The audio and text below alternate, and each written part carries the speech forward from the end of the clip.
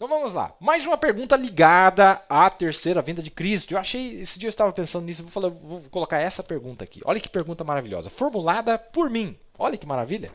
O irmão Brana diz em algum lugar que Mardoqueu representa o mensageiro? Claro, o sétimo mensageiro, né? Será que ele insinua em algum lugar e tal?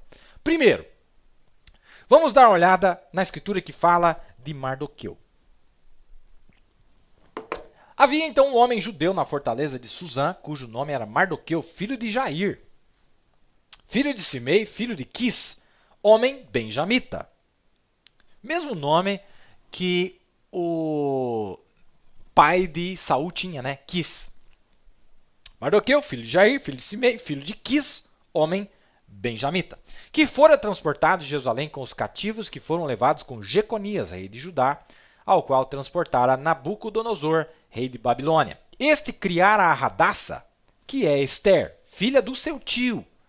Então eles eram primos, não é?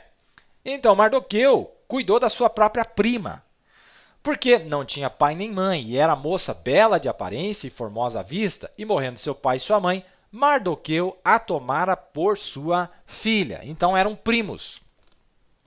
Eram primos. Eles tinham parentesco. Mas não era o tio dela, era o primo. Vamos ver se o profeta fala alguma coisa. Aqui está na mensagem o casamento do cordeiro. Ele vai ter uma noiva que não tenha nenhuma ruga nela. Amém. Ela é completamente lavada pelo seu próprio sangue. É isso mesmo. Então nós vemos onde nós nos paramos. O casamento se preparando para vir. Agora, nós descobrimos que ela comete fornicação espiritual ao sair com o mundo. Está falando da igreja do mundo, professando algo e vivendo algo diferente. Isso nunca vai funcionar. O que a igreja deve fazer é fazer como Ester fez. Ester recusou o adorno do mundo. Conhecemos aquele pequeno livro de Ester, como que Mordecai, seu tio, tinha uma filha, né? O tio de Mordecai. Seu tio tinha uma filha. E foi lá nos tempos dos reinos dos Medos e Persas. Um tipo muito bonito lá. O rei, um dos maiores reis no mundo naquele dia, ele teve uma grande festa e ele chamou a rainha para se assentar ao seu lado, mas ela não quis. Vasti, né? Ela se recusou. Então o que ele fez? Ele ficou tão humilhado que não sabia o que fazer, que sua própria esposa não vinha. E eu penso que é igual a Cristo hoje. O rei Cristo tem nos convidado para sentarmos em lugares celestiais com ele e nós temos vergonha.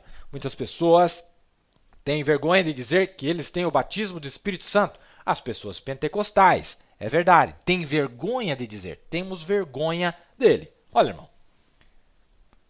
nós temos que... Não é possível que você não vai crer que Mardoqueu representa o mensageiro, o profeta de Deus. Claro que é.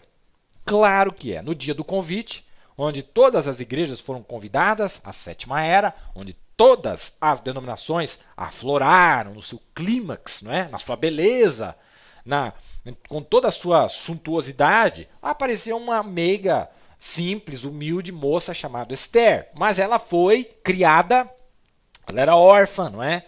Ela era órfã e ela foi criada pelo seu primo chamado Mardoqueu. Não é? Mardoqueu. Aqui eu acredito que eu até coloquei Mordecai, né, que é em inglês. Eu coloquei errado aqui. É Mardoqueu, né? O mensageiro Mardoqueu. Então, claro que representa o profeta. É claro que representa o profeta. Não há dúvidas. Não há, a menos que você não considere você sendo Ester. É ele. Esse mensageiro que cuidou da moça, que treinou a moça, como que ela deveria se apresentar diante do rei, e ela foi enviada para a purificação, e etc, etc, não é? Agora, meus amados, por que eu estou falando isso para vocês e falei nos programas passados? Olha, se você tiver um pouquinho de mente espiritual, na hora que você ler Apocalipse 19, você vai dar uma olhada em Ester capítulo 6, onde fala de Mardoqueu. Dá uma olhada Apocalipse 19, que é a terceira vinda de Cristo. Que é a terceira vinda de Cristo. Não há dúvidas. Aqui eu gastei um programa quase inteiro com citação, irmão Branda falando. Apocalipse 19, terceira vinda, é o retorno, é a noiva voltando com Cristo. É depois da tribulação. Apocalipse 19, ele desce para se vingar da morte de Moisés e Elias. Apocalipse 19, terceira vinda. Apocalipse 19, é o retorno, é o juízo, etc, etc. E eu mostrei para vocês, e vi o céu aberto, e eis um cavalo branco. O que estava sentado sobre ele chama-se fiel e verdadeiro, e julga, olha, julgamento, e guerreia com justiça. guerra. Guerra na terceira vinda. E os seus olhos eram como chamas de fogo, e sobre sua cabeça havia muitas coroas, muitos diademas, e tinha um nome escrito que ninguém sabia senão ele mesmo. Estava vestido de uma veste salpicada de sangue, e o nome pelo qual se chama é a Palavra de Deus. E seguiam-no os exércitos que há no céu em cavalos brancos e vestidos de linho fino, branco e puro. Não está sozinho. Os exércitos do céu, também em cavalos brancos, aparecem com ele. Mensagem e não sabes, né? Ou e não sabeis, como traduziram, e não sabes, que ele tirou lá daquele pedacinho de Apocalipse 3,14, que está cego, miserável, nu, e não sabes. Ele pegou só o finalzinho. Nesta mensagem, não sabes, ele fala de 3 sonhos.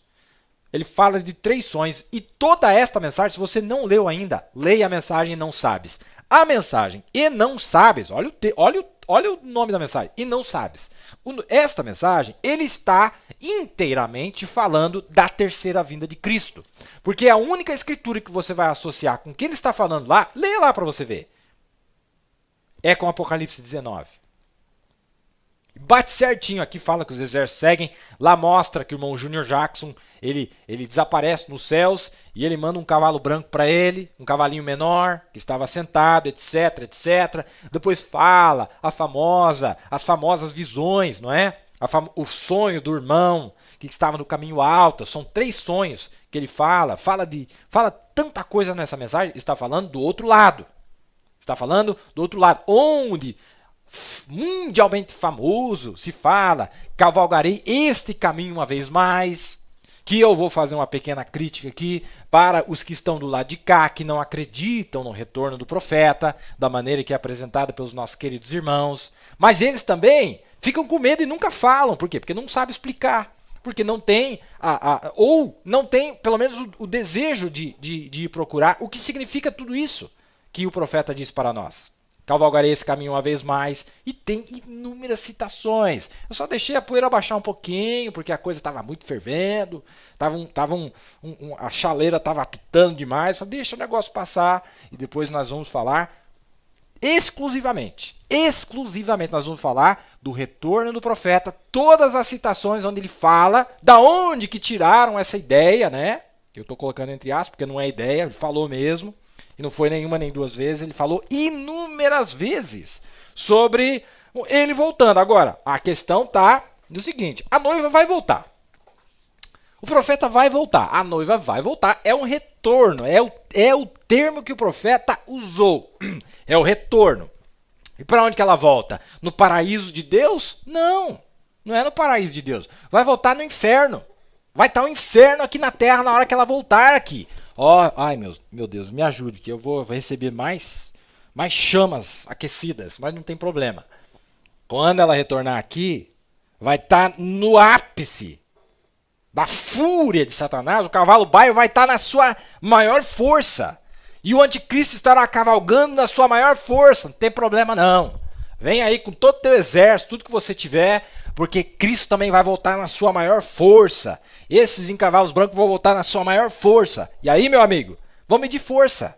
Vamos ver quem é que tem e quem é que não tem.